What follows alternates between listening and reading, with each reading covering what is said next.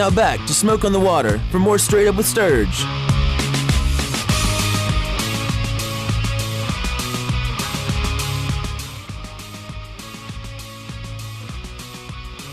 Alrighty, welcome back in. 7:25 on this Tuesday night edition of Straight Up with Sturge, coming to you live from Smoke on the Water here in Greenville's historic West End District. While we're connecting with Anish Shroff of ESPN, let's take a moment to tell you about our buddies at Rogers Outdoor Equipment.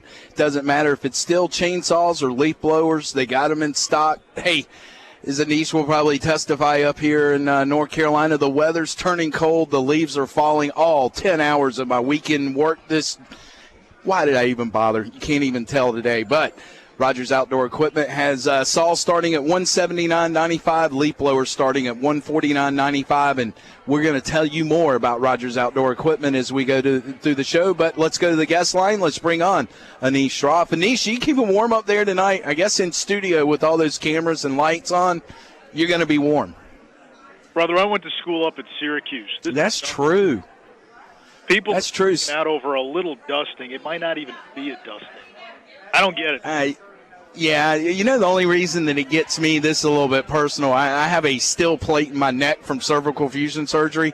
In that first day it gets cold in the late fall, it's just not a really good day for me. I feel it when I turn to the left, turn to the right, but, you know, oh well, I'm still breathing. But speaking of breathing, you know, we got a month left in the regular season, Anish. Where's the time gone? So what's your storyline been so far this year when it comes to ACC football? Tale of two halves, really. I think the first half of the year, there was a lot of excitement surrounding the league. It looked like it was going to be better than it had been in years past. Maryland got off to a 4-0 start. Clemson was rolling. Obviously, Florida State. And now here we are, you know, mid-November, and you can make a case that the third-best team in the conference this year has been Duke. Let that sink in for a minute.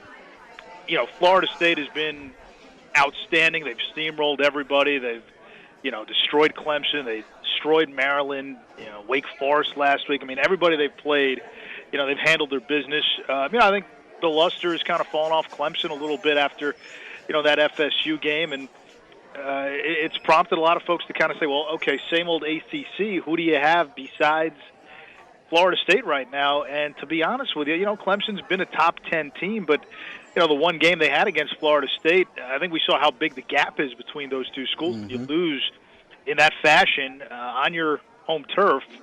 You know, so I think for the ACC, a lot of this is just kind of more of the same. Everything they did right in the first, you know, 4 to 6 weeks of the season to change the perception of the conference, I think it's all reversed course over the second half of the season. You know, one of the interesting things that I found this year has been the success of the northern schools, and that includes your Orange. I mean, you look at Pitt and Boston College sitting at 5-4. They have winnable games this weekend with North Carolina and NC State heading north of the Mason-Dixon line. Now, Syracuse, not so much this weekend. They get FSU, but you know, that to me, that's actually been one of the storylines is the struggles on Tobacco Road when it comes to football and the success of the northern end of the league. Yeah, you know, but again, I think you look at it, you know, Syracuse lost to Georgia Tech 56-0. The Orange were embarrassed by Clemson. Mm-hmm. So the middle of the pack is almost beaten up on each other. And when you're trying to find some quality wins, I know Pitt had a great win against Notre Dame out of conference over the weekend. And BC has certainly been improved, but there's not the one win outside of Pitt's victory against Notre Dame that really jumps out at you. And most of the damage, you know, those schools have done have kind of been against the middle of the ACC, the bottom of the ACC, and that just doesn't seem to be very strong this year. Yeah, I agree with you on that. We're speaking with Anish Shroff, play-by-play for ESPN, host of a variety of shows on ESPNU, and Anish, when you look at this Clemson-Georgia Tech game on Thursday night, how do you think it plays out? Because I thought Stanford was textbook this past weekend, this past Thursday against Oregon about how to take the air out of the ball when it comes to playing a spread team. Well, Georgia Tech's going to try to do that. Paul Johnson's a big believer. When you're playing a fast-paced, up-tempo offense, hold the ball, run the option, run it up the middle, run it with your quarterback, run it with the 7 different backs you have, and eat up clock. And, the best defense is almost to keep the other team's offense on the field. So that's not his strategy specific to Clemson. That's kind of his strategy specific to everybody, if you will, or general to everybody.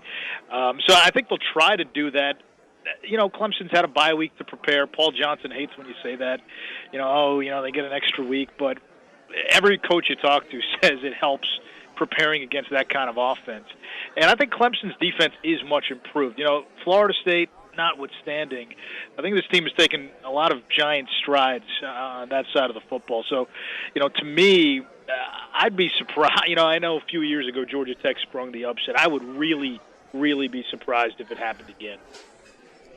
Now, who do you have this weekend for the ACC broadcast for ESPN? Durham for Miami and Duke, and if Clemson beats Georgia Tech and Duke beats Miami, you're talking about Duke being in the driver's seat to get to Charlotte for the ACC championship.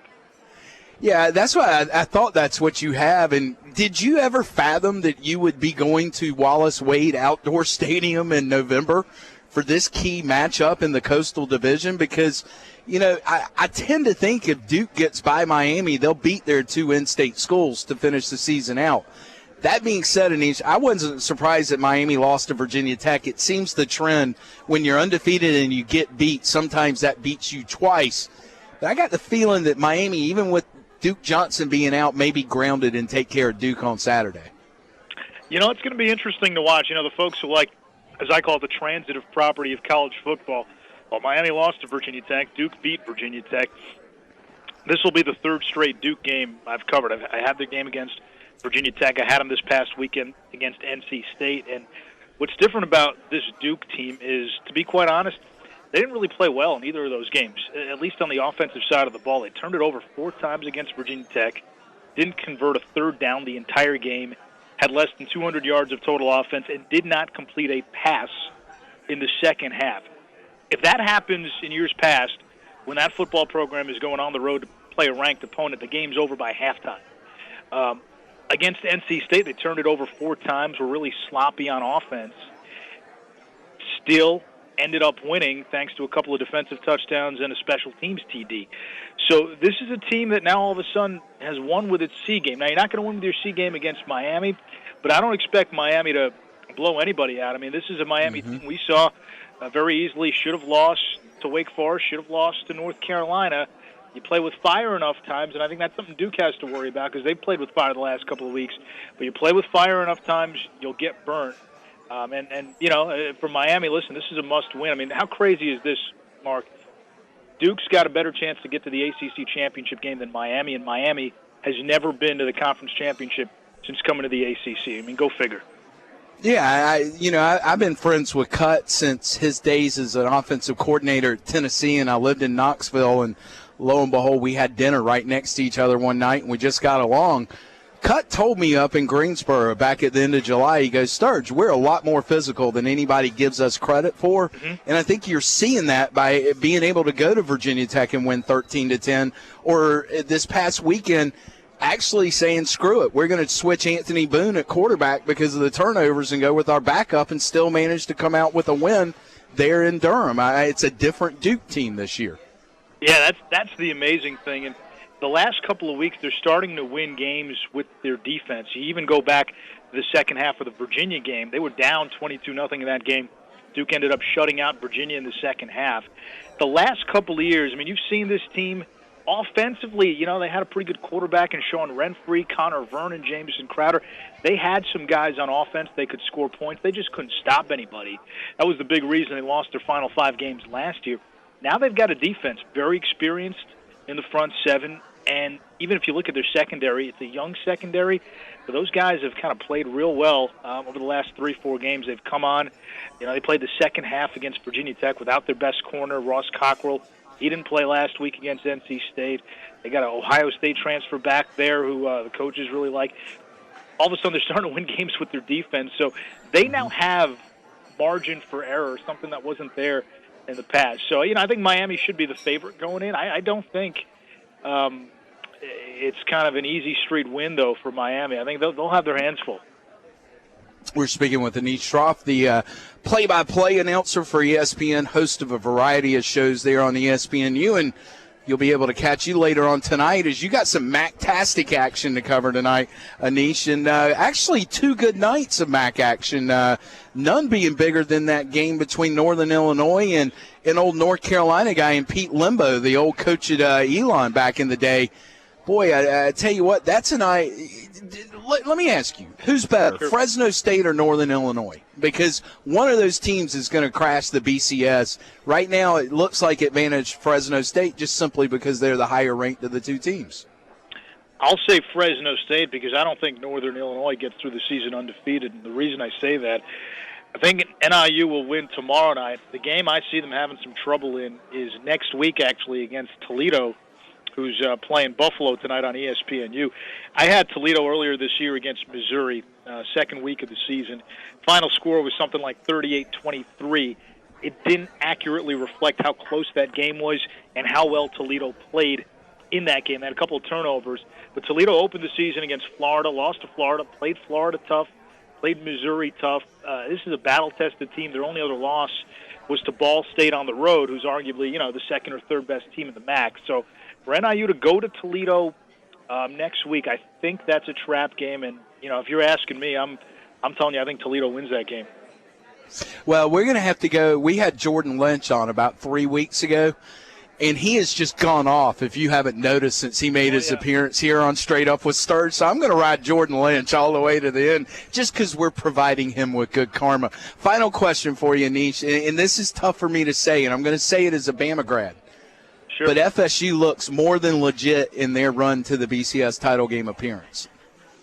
You're spot on. I mean, it's amazing. I'm watching the Alabama-LSU game, and especially in the second half, I'm thinking, man, is there really a better team than Alabama in college football right now? And when I've watched Florida State the last few weeks, I've got that same exact thought. Is there really a team better than Florida State in college football? Is Alabama that much better, or is FSU that much better? I really hope both teams can avoid that loss and get to the championship game. That, to me, right now, at least on paper, and we know how these things play out when you've got a month, 6 weeks between games when you get ready for a championship game. But if you have those two teams playing, at their peak, I mean, who's to say you can't get USC, Texas, a game like that? There really isn't a weakness on those two teams, and they've been so dominant, especially Alabama after kind of some early season, I wouldn't call them struggles, but just working out the kinks. But, man, I mean, to me, I think as college football fans that we are, we'd be cheated a little bit if it wasn't those two at the end of the year playing for a championship. Well, I tell you what, I may need your help. I may need to be your special correspondent come Monday night, January 6th, out there in Pasadena, because I got permission to go if that's the way it plays out. So I may need a little help from you with the elbow grease. But I know y'all are happy. You got big games tonight with the Champions Classic. You and AB, our good buddy, y'all are getting things cranked up with basketball. And people can follow you on Twitter at Niche ESPN, correct? Yeah, that's right, Mark. All right. Well, we will tune in. I believe it's 3 o'clock there on Saturday. From Durham, you and Kelly Stoffer on the call for Duke and Miami. And thanks for your time. I'm sure people will be seeing you on the air here over the next couple of hours. We appreciate all the time you give us, Anish. You have a great night. All right, you too, buddy. Take care. All right, take care. That's Anish Shroff, play-by-play for ESPN. You can catch him Miami-Duke on Saturday. And, of course, he's fitting us in. He's there in studio tonight getting you prepared. It is a huge night on ESPN with this Champions Classic. Two outstanding matchups in basketball, not to mention if you want some exciting MAC action, again, it's Tuesday night and it's cold, but we're coming down the stretch again. Buffalo, the Buffalo Fighting Ramona Ellisons, 7-2 at Toledo tonight, 6-3. Again at 7:30. That's just kicked off. Ohio 6-3 at Bowling Green, 6-3 tonight.